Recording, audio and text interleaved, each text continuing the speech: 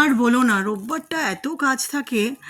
আর এই যে দেখো না, আকাশে এত সুন্দর রোদ এসে উঠেছিল বলে জামা কাপড় সব ছাদে দিলাম, একটু বাদে দেখে বৃষ্টি, আবার জামা কাপড় সব নিচে নামিয়ে ঘরের মধ্যে সব দিতে হলো। একই রোববার আমার পুরো বাড়ি ডাস্টিং হয়, সম্পূর্ণ বাড়ি, পুরো বাড়ি দেয়াল টেয়াল সমস্ত একদম খাটের তলা থেকে বার করে সব পরিষ্কার হয়। অবশ্যই ডাস্টিংটা করেন আমার হাজব্যান্ড, এটাতে নাকি ওনার একটা এক্সারসাইজও হয়। আমি বলেছিলাম কাল রাত্রে আজকে করতে যেও না, বলছে না আমি সারা সপ্তাহ নোংরা হয়ে থাকতে পারবো না। প্রতিদিন কিন্তু ঝাড়াঝুড়ি পরিষ্কার হচ্ছে, কিন্তু তা সত্ত্বেও রোববার দেখেছো সমস্ত খাটের ওপর রাখা, মানে খাটের তলা, সোফা, বাইরের ঘর, বাথরুম, ওয়াশরুম সমস্ত, রান্নাঘর টান্নাঘর সব। তো এখন ঘর তো যথারীতি এলোমেলো থাকবেই, সন্ধ্যের পর পুরো ঘরটা পরিষ্কার হবে।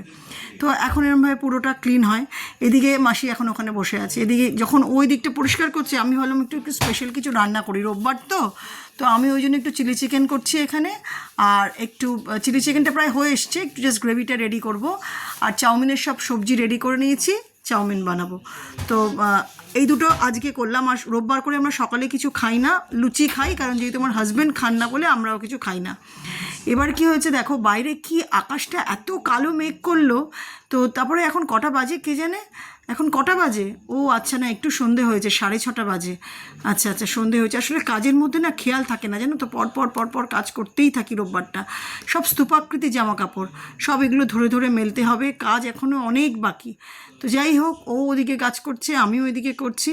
তাই কাজের মধ্যেই কিন্তু আমার কিন্তু চাউমিনটা হয়ে গেছে, তখন তোমাদের দেখানো হয়নি। আর চিলি চিকেনটাও হয়ে গেছে। চাউমিনটা একটু বেশি পরিমাণে করেছি, যদিও আমরা 3 জন, কারণ আমি এখন যেখানে পড়াতে যাব একটা ছোট্ট বাচ্চা ও খেতে চেয়েছে চাউমিন আমার কাছে, ওই জন্য একটুখানি বেশি করে বানিয়ে নিলাম।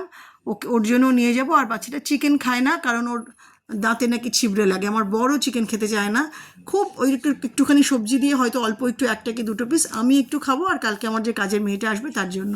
পাশে টিফিন বক্সটা বার করে রেখেছি, এই টিফিন বক্সটাতেই ওর জন্য নিয়ে যাব। খুব হ্যাপি হয়ে যাবে। এই 9:30 নাগাদ পড়াতে যাই, আমার বাড়ির কাছেই। আসলে ওর মাকে আমি পড়াতাম, এখন ওর মা বলেছে ওকেও পড়াতে, সেই জন্য ওকেও পড়াবো। তো আমি ওকে ফোন করে বলিনি, ওকে সারপ্রাইজ দেবো। তো ও বলেছিল ম্যাগির মধ্যে দিয়ে করতে, আর ঘরে দেখলাম অনেকগুলো ম্যাগি আছে, প্রায় 10-12টা। তো সেই জন্য ম্যাগিটা দিয়ে করলাম, আমার চটপট তাড়াতাড়ি হয়েও গেল। তো রান্না তো হলো, এবার রান্নাঘর পরিষ্কার। তারপরে যেটা মেইন কাজ আমার, এই যত ন্যাকড়াগুলো থাকে ওগুলোকে সাবান জলে ফুটিয়ে পরিষ্কার করা। তো ওটাও হয়ে গেল। আর আমরা না একটু শশা খাই জানো তো চাউমিনের সাথে, কেন যদিও চাইনিজের সাথে চলে না, বাড়িতে যখন বানাই কেন শশাটা খাই, তাহলে একটুখানি হজম হয়ে যায় ওই জন্য। তো এই দিকটা করে নিলাম, সমস্ত গোছানো হয়ে গেল। আর ওদিকে ন্যাকড়া দুটোকে পুরো সেদ্ধ করলাম। ন্যাকড়া দুটো সেদ্ধ করার পরে একদম পুরো ক্লিন করে নেবো, টাইলস সব মুছে নেবো, পুরো গ্যাস ট্যাস সব মুছে নেবো। এদিকটা পুরো ক্লিন। প্রতি সানডে করেই আমি সমস্ত রান্নাঘরে ন্যাকড়া, এটাকে আমরা ছোটোবেলায় বলতাম সিদ্ধ করা, যেহেতু কড়াইতে সার্ফ সোডা দিয়ে করা হয়। তো এগুলো সমস্ত করা হয়ে গেলে পুরোটা পরিষ্কার করে বাচ্চাটার জন্য আমি চাউটা নিয়ে পড়াতে বেরিয়ে যাব।